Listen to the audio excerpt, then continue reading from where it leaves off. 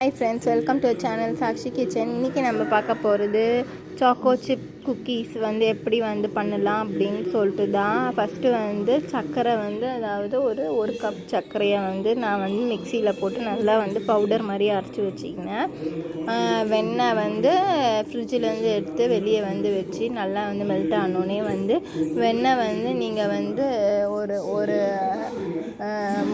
4 table spoon கிட்ட நான் add பண்ணி நல்லா மிக்ஸ் பண்ணுங்கள். அது ஒரு க்ரீமியான ஒரு டெக்ஸ்சருக்கு வரும். அதுக்கப்புறமா அதில் நீங்கள் அந்த சுகர் பவுடரை ஆட் பண்ணிவிட்டு ஒரு பிஞ்ச் சால்ட்டு மூணுத்தையும் ஒன்றா நல்லா மிக்ஸ் பண்ணும்போது அதுக்கப்புறம் அதில் உங்களுக்கு நல்லா அதான் சொல்கிறேன் நல்லா க்ரீமியாக வரும். அதுக்கப்புறம் மைதா 1.5 கப்பு மைதா நான் மைதா ஆட் பண்ணேன். எனக்கு தெரிஞ்சு நான் மைதா தான் கம்மியாக ஆட் பண்ணியிருக்கேன்னு நினைக்கிறேன். ஏன்னா எனக்கு பிஸ்கெட் ஃபைனலாக கொஞ்சம் மெல்ட் ஆன மாதிரி வந்துடுச்சு. அதாவது பட்டர் அதிகமாக ஆகிட்டு மைதா கம்மியாகிட்ட மாதிரி இருக்குது. உங்களுக்கு ஃபைனலாக பார்த்தா தெரியும். இதை ஓவனில் நான் ஒரு 5 மினிட்ஸ் பேக் பண்ணி எடுத்துட்டேன்.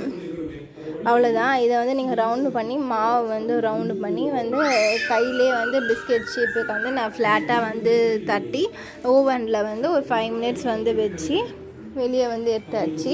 நீங்கள் ஃபைனல் அவுட்புட் பார்த்துட்டு எனக்கு என்ன நீங்கள் மிஸ்டேக் ஆகிருக்கோம் அப்படின்னு சொல்லி எனக்கு மறக்காமல் கமெண்ட்டில் ஷேர் பண்ணுங்கள். பட் ஆனால் டேஸ்ட்டு வைஸ் அது செம்ம சூப்பராக இருந்துச்சு.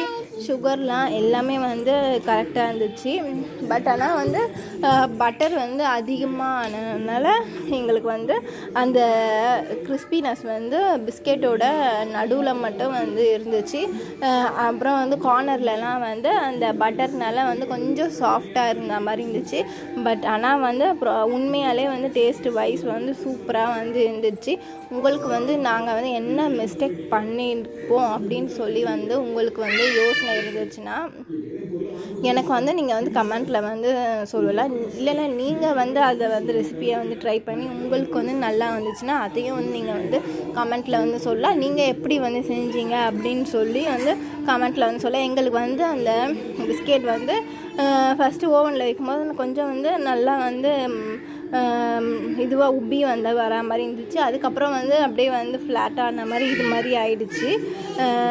இது மாதிரி தான் இருந்துச்சு. பட் ஆனால் டேஸ்ட் வைஸ் சூப்பர். நம்ம சேனலை மறக்காமல் சப்ஸ்கிரைப் பண்ணிடுங்க.